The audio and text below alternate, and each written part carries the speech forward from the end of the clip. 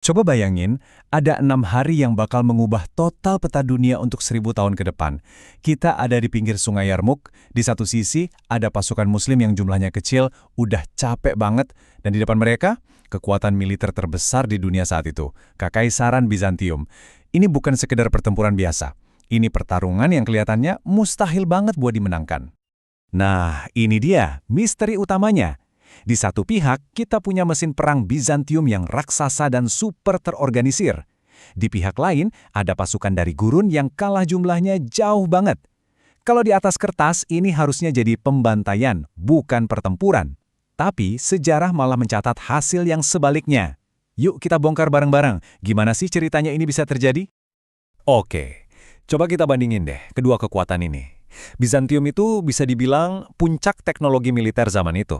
Prajuritnya profesional, pakai baju zirah tebal, taktiknya ngikutin buku panduan canggih kayak strategikon, dan logistiknya jangan ditanya. Nah, pasukan Rashidin ini kebalikan totalnya. Perlengkapannya ringan, geraknya cepat, dan mereka sangat mengandalkan nyali dan inisiatif tiap prajuritnya. Ini benar-benar pertarungan klasik, kekuatan raksasa melawan kecepatan kilat. Jawaban dari misteri Yarmouk ini sebenarnya mengerucut ke satu nama, Khalid bin Walid. Seorang komandan yang brilian, kadang kontroversial, dan yang strateginya di Yarmouk nanti bakal jadi sebuah masterclass dalam seni perang yang dikenang sepanjang masa. Rekam jejak Khalid sebelum Yarmouk itu udah legendaris banget. Di Mu'tah, dia berhasil menyelamatkan seluruh pasukan dari kehancuran total. Di Walaja, dia sukses menghancurkan pasukan Persia yang jumlahnya jauh lebih besar. Jadi pas dia datang ke Suriah, meskipun secara jabatan dia bukan komandan utama, semua orang di lapangan tahu siapa jenius taktis yang sebenarnya. Dan ke dialah mereka menaruh kepercayaan. Nah, ini salah satu jurus andalannya, pengepungan ganda. Ini tuh bukan cuma nyerang dari samping loh, ini lebih licik lagi. Idenya adalah memancing musuh buat maju ke tengah, bikin mereka ngerasa udah mau menang. Tahu-tahu dihancurkan dari kedua sisi secara barengan. Coba inget-inget taktik ini ya, karena prinsip yang sama bakal dia pakai dengan cara yang jauh lebih mematikan di Yarmouk. Oke, sekarang mari kita bedah musuh yang dihadapi Khalid. Ini bukan lawan sembarangan loh, ini adalah tentara paling canggih dan paling terstruktur di dunia pada masanya. Tentara Bizantium itu ibarat mesin yang presisi. Mereka punya katafrek, kavaleri super berat yang kayak tank lapis baja zaman kuno. Semuanya serba teratur, ngikutin buku manual. Disiplin, formasi, dan strategi yang metodis dirancang buat ngegiling lawan sampai hancur. Mereka ini kuat banget, tapi ya itu, karena terlalu ikut aturan, jadi gampang ditebak. Nah, pasukan Arab ini beda banget. Tanpa baju zirah tebal atau logistik yang ribet, kekuatan mereka justru ada di kecepatan, daya tahan, dan inisiatif individu yang gila-gilaan. Mobilitas super inilah yang jadi senjata rahasia Khalid. Ini yang memungkinkan dia membentuk unit kavaleri cadangan elitnya, semacam pasukan pemadam kebakaran yang bisa gerak cepat buat nutupin celah atau melancarkan serangan balik yang mematikan. Dan sekarang, kita sampai di pertempurannya. Khalid itu nggak cuma milih tempat buat bertempur, dia sengaja memilih sebuah jebakan yang mematikan. Jadi gini, kuncinya tuh di sini. Pasukan Bizantium ditempatkan di sebuah dataran yang kelihatannya bagus, tapi di belakang dan di samping mereka ada jurang-jurang curam dari Sungai Yarmouk. Artinya, cuma ada satu jalur kabur yang aman, sebuah jembatan kecil. Buat Khalid, medan perang ini bukan sekedar tanah kosong, tapi sebuah kandang raksasa yang pagarnya adalah alam itu sendiri. Nah, disinilah klimaksnya. Bizantium menyerang dengan kekuatan penuh, sampai barisan pasukan Arab hancur. Bizantium udah ngerasa, wah, menang nih kita. Tapi Khalid, dia tenang banget, nggak panik.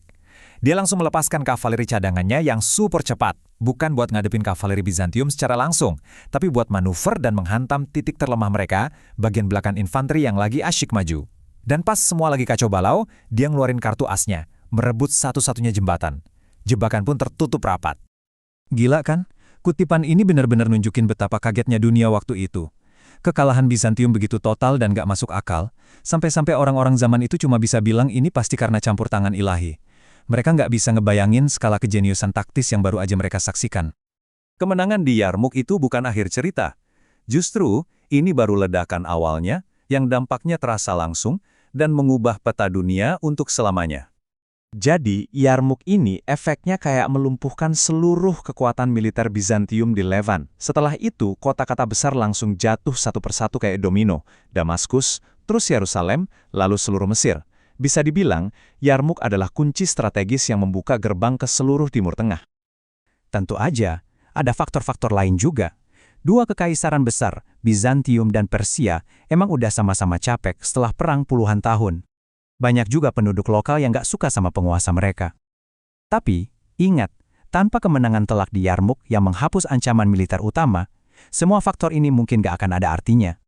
1000 tahun.